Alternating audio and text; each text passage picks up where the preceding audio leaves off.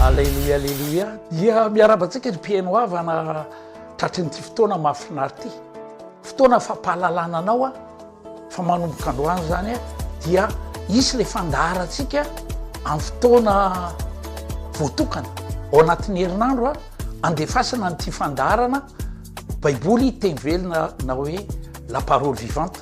Iarahanao amin'ny alalan'Andriamanitra dia ny Reverend Dimy Andriason 𝗕𝗶𝗆 mpanorina Centre Parole Vivante international. Andray teny ianao, andray fampahirezana ianao, andray kasika Andriamanitra manokana ianao tsy maintsy mitsimbadika ny tantaram-piainanao. Manasa anao arao ty fandarana fohy kanefa norona ny finoanao ampiona aminao amin'ilay anjara voatendry dia ny tsara indrindra ao amin'ny Kristy Jesosy. Manan-danja loatra oampon'Andriamanitra ianao.